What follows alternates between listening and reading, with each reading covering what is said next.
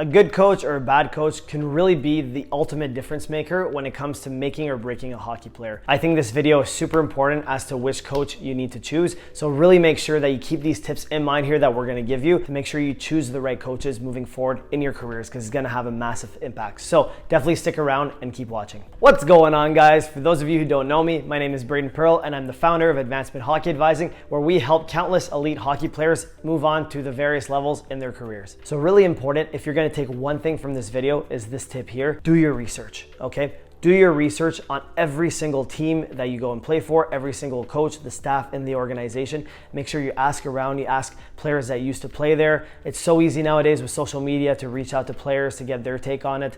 Reach out to other coaches that know this organization. Ask advisors and agents what they think of that program. Really do your research before committing to a program, because a bad coach, I've seen it time and time again, can absolutely bury hockey players and can make a huge difference and a negative impact in their lives as well and in their careers. I'm gonna dive into the 5 reasons why now you want to do your research and make sure that you pick the right coaches. So the first reason, this applies to when you're young and when you're developing. Basically, the coach sets the tone for your overall development. If you have a bad coach, they don't give you any structure, you don't really understand how the game is played, you don't really understand the fundamentals, and then you're kind of left in the future. If you do meet coaches, they have to like pick up the pieces and you're just falling behind, right? A really good coach gives you clear structure. They don't over structure, right? They allow you to have some creativity and to try some things, but they give you an understanding as to how the game is played, different things that you have to work on. You know, they give you clear guidance as to what you need to do, what you don't need to do, and they give you a overall clear structure. That makes a huge difference, because as you're developing, especially in the early years, really, really important that you understand the game, you have structure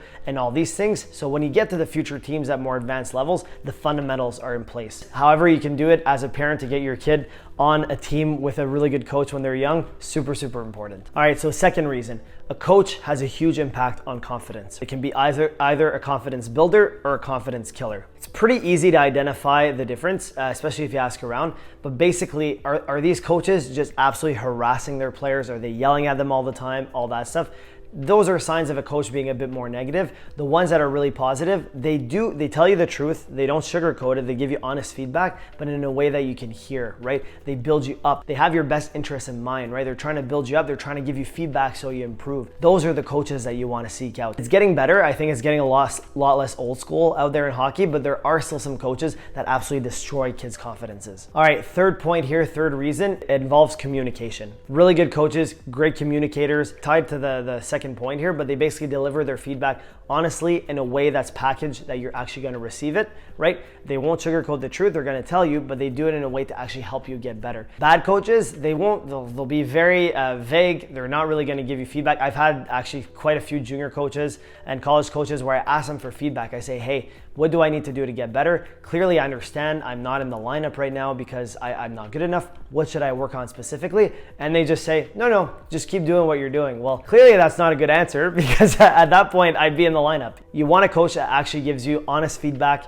that communicates with you very nicely, that helps you get to the next level. Another thing to look out for here, so fourth point, is roles, okay? So really good coaches, they know how to put players in the right positions, in the right roles on a team, whether that's a power play guy, PK guy, a shutdown guy, you know, a guy that's key on faceoffs. At the younger level, a little bit less, but as you grow older, as you mature and you go into like junior leagues, college, pro, and so on, really good coaches are good at identifying the strengths of a player and putting them in key roles. Whereas bad coaches, they kind of just bench those players. They just play their top 6 all the time.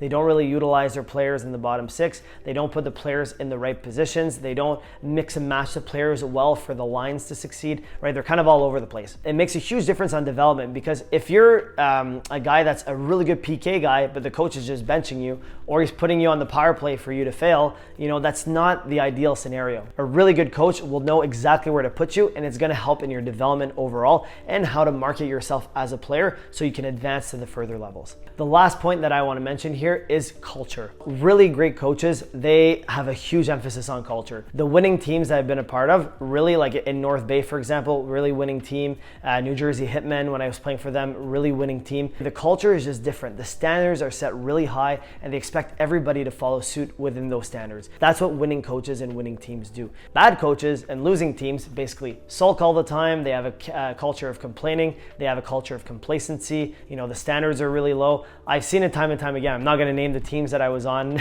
not to single them out, but basically I've seen it quite a few times. I've actually been more part of losing teams than winning teams. And let me tell you, there's just a different energy. There's a different vibe in the air. As woo-woo as that sounds, you can really feel it with a winning team. Everyone's on the same page. Everyone's in the right direction. Whereas on a losing team, it's quite the opposite, and that's why you're losing. And it all starts from the leadership or the coach. So hopefully those points here give you a good outline as to why coaching is so important, how it can make or break a hockey player, and what to look for in coaches. But again, the key point that I need to come across in this video, if you're going to remember one thing, whenever you're looking at coaches, scouts, advisors, teams, whatever it is, make sure you do your research, okay? Ask around as many people as you can to get an overall sense of what that leadership team, what that coach is like, because it's really gonna have a huge impact in your career. And that is it for the video, my friends. If you enjoyed it and you wanna keep watching, click here or click here. If you haven't already, absolutely destroy that like button, hit that subscribe button, hit that notification bell so you never miss another video moving forward. If you have anything for us, drop a comment down below. Thank you so much for watching, guys. We will catch you on that next one.